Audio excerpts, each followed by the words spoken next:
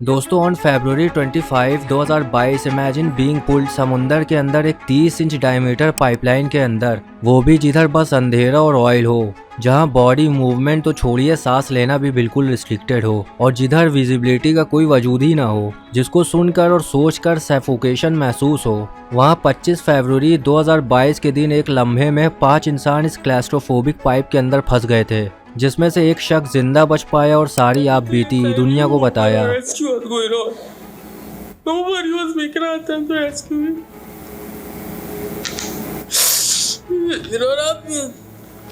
उनके पास एक गोप्रो भी था जिसने ये सारा हादसा रिकॉर्ड कर लिया था। दोस्तों इसकी शुरुआत बिल्कुल एक ऑर्डिनरी वर्क डे की तरह हुई LMCS डाइविंग टीम के लिए। इनका टास्क रूटीन मेंटेनेंस का रहता था पायरिया फ्यूल पाइपलाइन का, जो कि एक गवर्नमेंट ओन्ड ऑयल कंपनी थी। साउथ अमेरिका के नॉर्थर्न कोस्ट पे इस जगह ये 5 वर्कर्स क्रिस्टोफर, काजिम, यूसुफ, ऋषि और फैजल, ये पांचों साउथ अफ्रीका के ट्रिनिडैड और टोबैगो में एक ऐसे पाइपलाइन के हिस्से में काम कर रहे थे जो कि काफ़ी टाइम से शट डाउन पड़ी हुई थी। अब इस पाइपलाइन को देखा जाए तो ये एक 1200 फीट लंबी ऑलमोस्ट यू शेप की पाइप थी। इसमें 2 मेन पार्ट थे, बर्थ 5 और बर्थ 6। इनका काम यह था कि बर्थ 5 पर जहाज़ ऑयल टैंक्स को खाली कर देते थे और समुंदर के अंदर नीचे इस पाइप से ऑयल होकर रिफाइनरी पहुंचता और फिर ऑयल बर्थ 6 तक पहुंच जाता। दोस्तों अब जिस हिस्से में इन्हें काम करना था वो पानी में डूबा हुआ था, साथ ही साथ अपनी डाइविंग गियर्स के साथ उस हिस्से को फिक्स करना नियर टू इम्पॉसिबल होता था। तो इस चीज़ के लिए ये पहले एक हाइपरबैरिक चैम्बर, एक कैबिन के शेप के चैम्बर को पाइप के ऊपर लगा देते थे, जिसका काम ये रहता था कि वाटर के डिस्प्लेसमेंट यानी एयर प्रेशर के ज़रिए उस हिस्से से पानी को हटा देते थे और जगह ड्राई हो जाती थी, जिससे वर्कर अपनी डाइविंग गियर्स को रिमूव करके सेफली यहाँ अपना टूल यूटिलाइज और काम आसानी से कर पाए। दोस्तों इन्हें साथ ही साथ मेंटेनेंस के अलावा एक और काम करना था कि पाइप में लगा एक हवा से भरा रबर के प्लग को बाहर निकालना, जो कि 2 हफ्ते पहले ही लगा था। इस प्लग का काम यह था कि पाइप में से ऑयल और उसमें बनने वाले हाइड्रोकार्बन बाहर न निकले और air tight barrier chamber pressure के अगेंस्ट बना रहे। तो इस प्लग को लूजन करने के लिए, उसके वेल्व को लूज करने के लिए एक रेंच की ज़रूरत पड़ती थी। काजिम उस रेंच को देते हैं और जब वेल्व को खोलना शुरू करते हैं बिना कोई वार्निंग के, तब एक स्ट्रॉन्ग एब्रप्ट फोर्स क्रिएट होता है और एक ज़बरदस्त पानी के भंवर, जिससे एयर सक्शन के साथ एक ही लम्हे में वो 5 लोग और उनके सारे इक्विपमेंट्स उस 30 इंच मोटे पाइप के अंदर खींच लिए जाते हैं और 60 फीट नीचे और लगभग 120 फीट दूर पाइप के अंदर फंस जाते हैं। अब ये पाइप नीचे से कर्व था, तो मिराक्युलसली वो पाइप के उस जगह जा पहुँचे जहाँ पर एयर पॉकेट मौजूद थी सांस लेने के लिए। दोस्तों डाइवर्स के गोप्रो के कैमरे में चंद सेकंड पहले की फुटेज रिकॉर्ड हो गई थी। उसके बाद बस बिल्कुल अंधेरा हो जाता है। ये सब इतनी तेज़ी से होता है कि चंद लम्हे तक इन डाइवर्स को कुछ समझ में ही नहीं आता कि हमारे साथ ये हुआ क्या है। जब उन्हें रियलाइज़ होता है कि हम सब इस 30 इंच मोटे समुंदर के पाइप के अंदर फंस चुके हैं, तब इन्हें वो खौफ महसूस होता है जो इन्होंने कभी न सोचा और ना ही कभी महसूस किया था। मगर ये बस शुरुआत थी। प्रेशर इतना ज़्यादा तेज़ था कि कुछ डाइवर्स की पैरों की हड्डियां भी टूट जाती है। ये उस लम्हे की बात की रिकॉर्डिंग है जब वो पाइप के अंदर होते हैं। इनकी आप आवाज़ से अंदाज़ा लगा सकते हैं कि ये मामला कितना ज़्यादा बदतरीन था।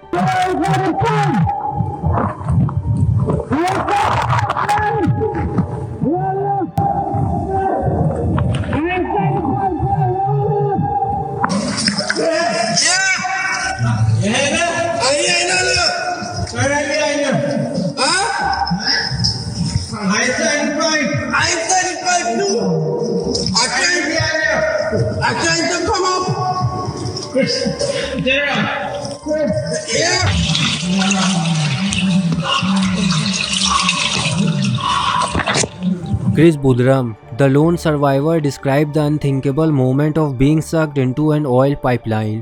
जब इनर प्रेशर स्टेबलाइज होता है तब इन्हें यह भी अंदाज़ा नहीं होता है कि 1200 फीट लंबे 4 स्टैचू ऑफ लिबर्टी जितनी लंबाई में इस पाइप में हम है किस जगह पर। अब इसे बदकिस्मती कह लीजिए या खुशकिस्मती, ये जो पाइप के अंदर बची कुची एयर ये लोग ब्रीथ कर रहे थे, इसी एयर के वॉइड से जो प्रेशर बना था उसी की वजह से ये इस बदतरीन जगह पर फंस चुके थे।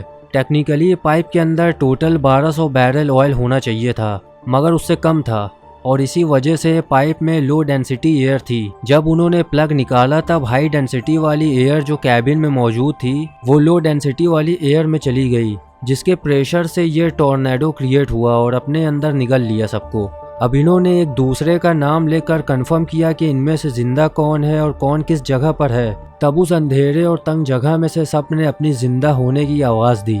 फिर इन्होंने आपस में डिस्कस करके ये डिसाइड किया कि इन्हें यहाँ से निकलने के लिए किस डायरेक्शन की तरफ रेंगना चाहिए। अब इन्हें ये नहीं पता था कि बर्थ 6 और बर्थ 5 किस लोकेशन में है। अगर ये बर्थ 5 की तरफ चले जाते, जो कि एक तरह से ये भी इम्पॉसिबल था, अपने आप को उल्टा पैरों की तरफ पुश करना और फिर उल्टा ऊपर जाना, समहाउ अगर वो ऐसा कर भी पाते तो तुरंत उनकी मौत हो जाती, क्योंकि आगे का रास्ता उधर से पूरा बंद था। देन वो ये डिसाइड करते हैं कि जिस तरफ उनका सर है वो इसी डायरेक्शन में आगे बढ़ेंगे। They crawl together as a group toward one of the end. एक दूसरे के कंधों पर पैर से ये लोग पुश करने लगे, मगर उस पाइपलाइन में स्लिपरी डेंस ऑयल और उसकी स्मेल से उनका मजीद दम घुट रहा था। कुछ घंटे जख्मी टूटी हुई हड्डियों के साथ उस अंधेरे और तंग जगह में शदीद मेहनत करने के बाद उनके सामने एक और प्रॉब्लम आती है। अब पाइपलाइन सीधी नहीं थी तो वो आगे ऑयल और पानी पूरी तरह से भरा हुआ था, जहां उनके पास कोई एयर पॉकेट नहीं थी जिससे वो सांस ले पाए। Despite their efforts to keep their heads above water, the leader at the front Chris, वो रियलाइज करता है कि अब महज 6 इंच का ही फासला है पाइप और उनके फेस से। अब ये क्लियर हो गया था कि आगे बढ़ना अब नामुमकिन हो गया है, खासकर जो उसके साथी पीछे थे। They are seriously injured and unable to move for much longer. अब ये डिसाइड हुआ कि क्रिस और काजिम पानी और ऑयल में डूब के आगे जाने की कोशिश करेंगे, और अगर वो यहाँ से निकल गए तो बाकियों के लिए मदद लाएंगे। वो दोस्तों एक ना के बराबर जिंदगी की उम्मीद के जरिए आगे बढ़ते हैं अपनी सांसों को रोककर, और किस्मत से एक दूसरे एयर पॉकेट तक पहुँच जाते हैं। मगर काजिम की टूटी हड्डियों की वजह से वो उस तकलीफ और बेचैनी की शिद्दत झेल नहीं पा रहा था, तो वो वहीं रुकने का फैसला करता है। क्रिस को आगे एयर ऑक्सीजन सिलेंडर मिलता है और वो उसको अपने चेस्ट के आगे रख कर बढ़ने लगता है। रिमेनिंग ऑक्सीजन के साथ क्रिस जैसे तैसे पाइप की उस नैरो मोड़ तक पहुंच गया और ऊपर की तरफ स्विम करने लगा। उसके मन में बस एक खौफनाक वसवसा, एक चिलिंग थॉट था कि what if this was birth 5, अगर ये बर्थ 5 वाला एंड हुआ तो। घुट कर ऐसे जगह पर मौत का तस्वुर और इंतजार कि आगे बर्थ 6 है या बर्थ 5, पता नहीं आगे रास्ता खुला है या बंद। दोस्तों बर्थ 5 का एंड आगे से बंद था। Spend over 2 hours in the pipe, Chris जब एंड पर पहुंचता है तो एक जज्बातों की बाढ़ वो एक्सपीरियंस करता है और एक रिलीफ पाता है कि आखिरकार वो उस oily pipe of water birth 6 में से बाहर आ गया है। क्रिस जोर जोर से थपथपाना और चिल्लाना शुरू करता है, जिससे सर्चर्स उसे लोकेट करके चेन के जरिए उसे बाहर निकाल लेते हैं। ओवरवेल्म्ड और एग्जॉस्टेड क्रिस फौरन उन्हें बताता है कि नीचे पाइप में अभी भी बाकी के डाइवर जिंदा हैं। After informing rescuers about the presence of air and the injuries they sustained, फौरन क्रिस को हॉस्पिटल ले जाया जाता है। क्रिस की जान बच जाने से एक उम्मीद की आस पैदा हो गई थी। रेस्क्यूअर्स ने जब बाकी के डाइवर्स की लोकेशन पता करने के लिए जब पाइप में टैप करना चालू किया, तब बदले में उन्हें भी थपथपाने की आवाज सुनाई दी। मगर जो रेस्क्यूअर्स थे वो अनसर्टेन थे कि about the survival of the man. वो ये गुमान में थे कि ऑयल पाइप जो है वो ऑयल से भरा हुआ है और उनके साथ जो ऑक्सीजन टैंक है उसकी oxygen typically lasted up to an hour, और हादसे को हुए 2 घंटे से भी ज्यादा हो रहे हैं। खैर इसके बावजूद रेस्क्यूअर्स जब समुंदर के अंदर जाकर पाइप टैप करते हैं तो वेरियस लोकेशन से टैप के रिस्पॉन्स भी आते हैं अंदर से। इस टैप को सुनकर अंदर फंसे डाइवर्स एक भारी राहत से गुजरे होंगे कि that someone was aware of their presence. वो ये बेचैनी से उम्मीद कर रहे होंगे कि ऊपर हला चली होगी उन्हें बचाने के लिए। पर घंटे बीतने लगे और उन्हें कुछ न दिखाई दिया और ना पाइप काटने की आवाज़ या कोई भी रेस्क्यूअर्स की मौजूदगी की आवाज़। मगर इंतज़ार के अलावा वो कुछ कर भी नहीं सकते थे। उन पर क्या बीती होगी जब एक एक करके उनकी मौत हुई होगी, ये सोच करके बाहर खुली फिजाओं में आज़ाद लोग जिनको पता है कि यहाँ हम किस हाल में फंसे हैं और उनकी मदद के लिए कुछ किया न जा रहा हो, और इस कच्चे गुमान के बिना पे सोच कर कि वो मर गए होंगे अब तक, उन्हें ऐसे ही मरने के लिए छोड़ दिया हो। दोस्तों LMCS लिमिटेड, पायरिया फ्यूल और कोस्ट गार्ड के इन्वॉल्वमेंट पर काफ़ी सवाल उठे। कोस्ट गार्ड ने ये क्लेम किया कि वो नहीं चाहते थे कि हमारे रेस्क्यूअर्स की जान खतरे में डालें उस पाइप में अंदर जाने के लिए, क्योंकि वो पहले ही मर चुके थे। और कुछ ने कहा कि वो टैपिंग की आवाज़ कुछ और थी, वो उन फंसे हुए डाइवर्स की नहीं थी आवाज़। मगर जब पाइप को काट कर उनकी बॉडी निकाली गई और बॉडी की ऑटोप्सी की गई, तब इट वॉज क्लियर कि वो सैटल डे तक उस पाइप में जिंदा थे और some even seem to have survive until Monday. दोस्तों उन चारों पर उस पाइप के अंदर क्या बीती होगी आप ये सोच कर सिर्फ अंदाज़ा लगा सकते हैं। आई होप दोस्तों आपको ये वीडियो ज़रूर पसंद आया होगा। अगर आप चैनल पे नए हैं तो please subscribe to my channel और एक वीडियो पे लाइक ज़रूर करके जाइएगा।